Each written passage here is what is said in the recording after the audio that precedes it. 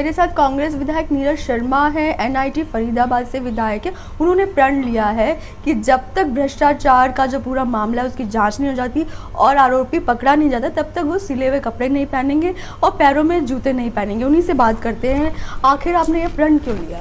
नमस्कार जी। देखिए, हमारे शहर के अंदर हालात बड़े ख़राब हो चुके थे। एक सीवरेज भी साफ़ करना होता था तो हमारी बहन बेटी को मुख्यमंत्री जी को ट्वीट करना पड़ता था शादी का कार्ड देके कि मेरी शादी है, मेरे यहाँ सीवरेज साफ़ करा दो। जब हमारे यहाँ सीवरेज साफ़ होता था, कल भी मेरे यहाँ एक बच्चा मर गया सीवरेज के ढक्कन ना होने की वजह से।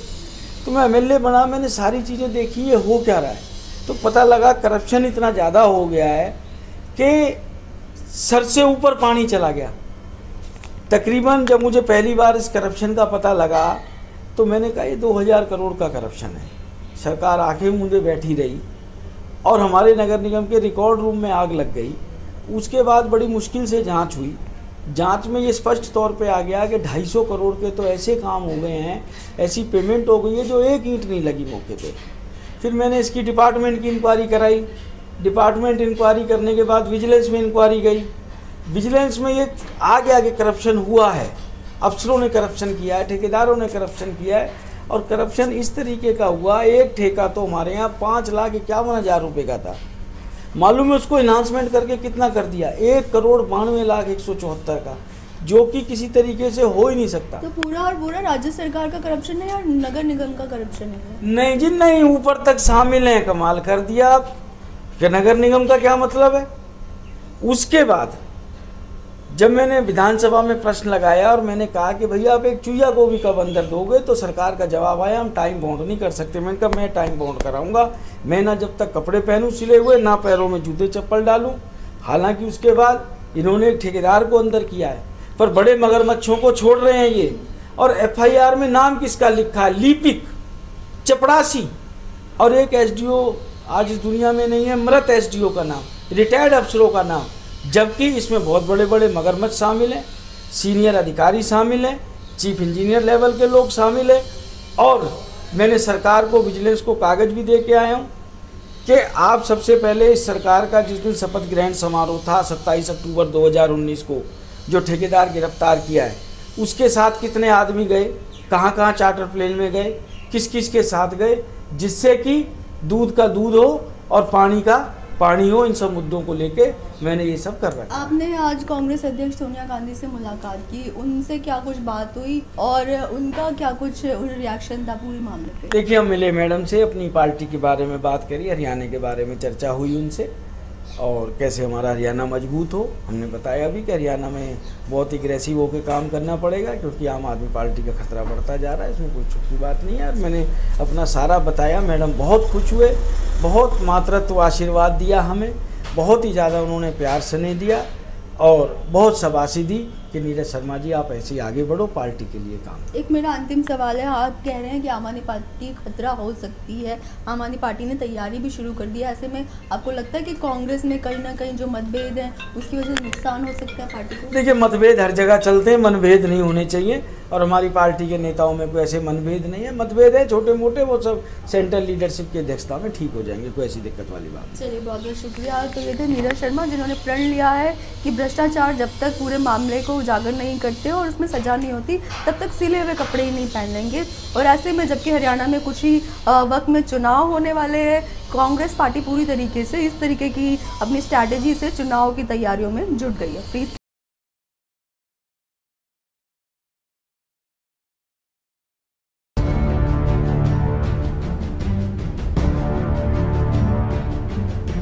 उत्तर प्रदेश में बुलडोजर बाबा के बाद अब मध्य प्रदेश में बुलडोजर मामा का नाम और काम इस समय काफी चर्चा में है।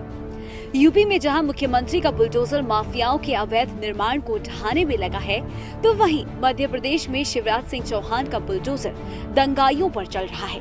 मध्य प्रदेश के खरगोन में रामनवमी के दिन हुई हिंसा पर सरकार एक्शन में आ गई है। जिला प्रशासन ने खरगोन में रामनवमी जुलूस पर पथराव करने वाले आरोपियों के घरों को ढहा दिया है। सोमवार से शुरू हुई ये कार्रवाई लगातार जारी है, जहां एक एक करके भारी पुलिस फोर्स की मौजूदगी में हिंसा करने वाले आरोपियों के मकानों को ढहाया जा रहा है। मुख्यमंत्री पहले ही आगाह कर चुके थे कि कोई भी हिंसा करने वाले को किसी भी हाल में छोड़ा नहीं जाएगा। सीएम ने कहा कि रामनवमी के अवसर पर खरगोन में हुई घटना दुर्भाग्यपूर्ण है।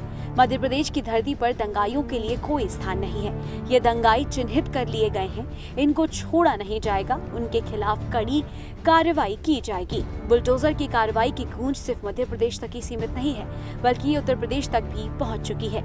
उत्तर प्रदेश के मुख्यमंत्री योगी आदित्यनाथ ने बड़ा बयान देते हुए राज्य के प्रशासन की तारीफ की और कहा कि रामनवमी पर यूपी में 800 से ज्यादा जगहों पर जुलूस निकाले गए, लेकिन कहीं कोई झगड़ा तक नहीं हुआ। अभी परसों रामनवमी की तिथि थी। 25 करोड़ की आबादी यूपी में रहती है। 800 स्थानों पे रामनवमी के शोभा यात्रा थी, जुलूस भी थे, और साथ साथ इस समय रमजान का महीना चल रहा है, रोजा अफ्तार के भी कार्यक्रम रहे होंगे। कहीं भी कोई तू मैं नहीं हुई। दंगे फसाद की बात तो दूर है। ये उत्तर प्रदेश की विकास की नई सोच को प्रदर्शित कर रहा है कि अब दंगा फसाद के लिए कोई जगह नहीं, अराजकता के लिए, गुंडागिर्दी के लिए, अफवाह के लिए कोई जगह नहीं है।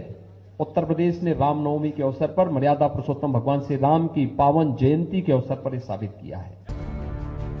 दूसरी ओर इन कार्रवाइयों से देश की सियासत भी गरमाने लगी है और अब इसने मजहबी रंग लेना शुरू कर दिया है। विपक्ष बीजेपी की सरकारों पर आरोप लगा रही है कि बीजेपी के बुलडोजर नफरत और दहशत पर सवार हैं। इनके जरिए सिर्फ एक विशेष समुदाय को निशाना बनाया जा रहा है। कांग्रेस के पूर्व अध्यक्ष राहुल गांधी ने बीजेपी पर निशाना साधते हुए कहा कि सत्ता में बैठे लोगों को महंगाई और बेरोजगारी जैसी समस्याओं पर बुलडोजर चलाना चाहिए, लेकिन बीजेपी के बुलडोजर पर तो नफरत और दहशत सवार है। आपको बता दें कि 10 अप्रैल को रामनवमी के मौके पर खरगोन में शोभा यात्रा निकाली गई थी। इस यात्रा के दौरान कुछ लोगों ने पथराव किया था, जिसके बाद पूरे क्षेत्र में हिंसा शुरू हो गई थी। हिंसा के दौरान कुछ लोगों ने पेट्रोल बम भी फेंके थे, जिसके बाद अब तक 24 FIR दर्ज की जा चुकी है। वहीं 80 से ज्यादा लोगों को गिरफ्तार करने के साथ पत्थरबाजों के 60 घरों को भी गिराया जा चुका है।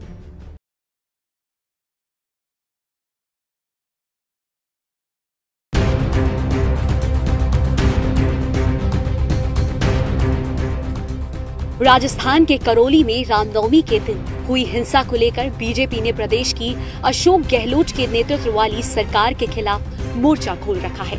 हिंसा का विरोध जताने के लिए बीजेपी ने करौली में आज न्याय यात्रा निकाली, लेकिन राजस्थान पुलिस ने इस यात्रा को पहले ही रोक दिया, जिसके बाद तेजस्वी सूर्या ने रैली रोके जाने पर सड़क पर ही बैठकर कार्यकर्ताओं के साथ धरना प्रदर्शन शुरू कर दिया, जिसके बाद पुलिस ने एक्शन लेते हुए तेजस्वी के साथ कई कार्यकर्ताओं को हिरासत में ले लिया और उसके बाद तो जैसे हंगामा और भी बढ़ गया। गिरफ्तारी से पहले तेजस्वी ने गहलोत सरकार पर जमकर हमला बोला।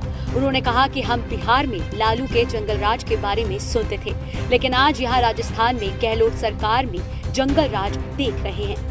इसके अलावा उन्होंने कहा कि आज औरंगजेब नहीं है, लेकिन गहलोत ने औरंगजेब की जगह ले ली है।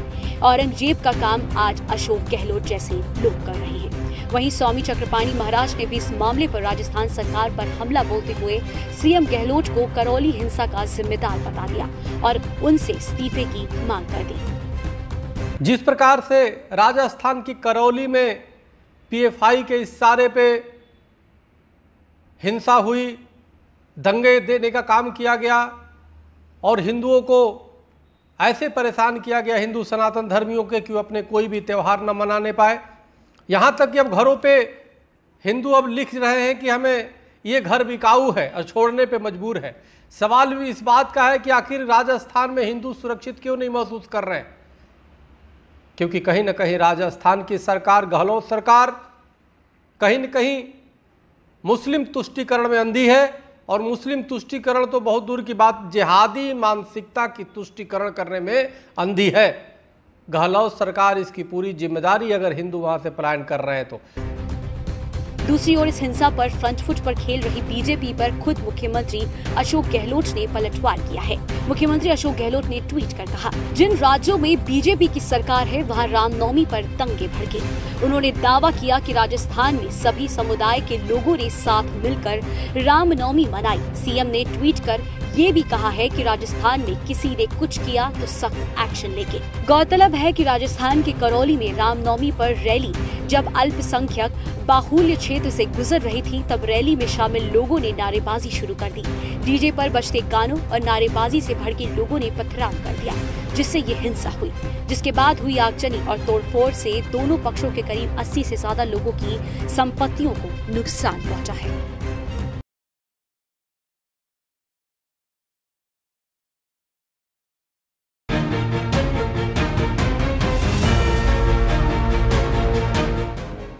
रूस और यूक्रेन के बीच छिड़ी जंग को 1.5 महीने से ज्यादा का समय बीत चुका है।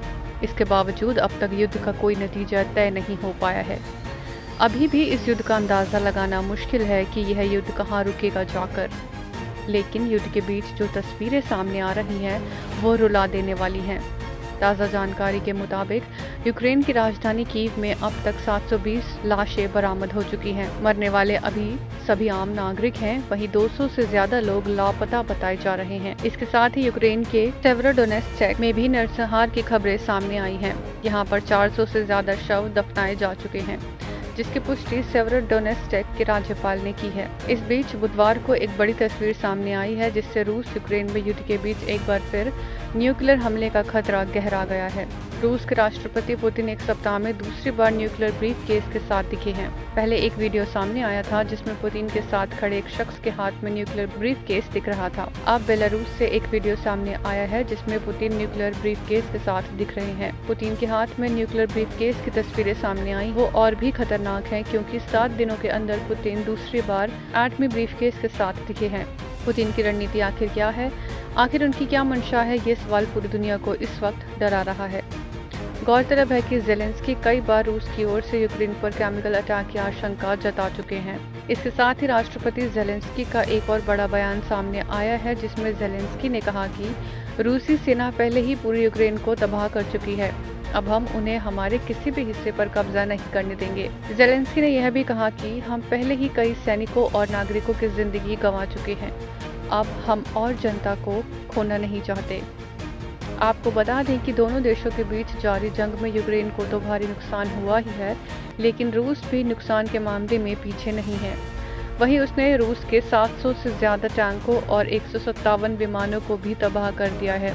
इसी नुकसान को देखते हुए पुतिन कई मौकों पर परमाणु जंग की धमकी दे चुके हैं।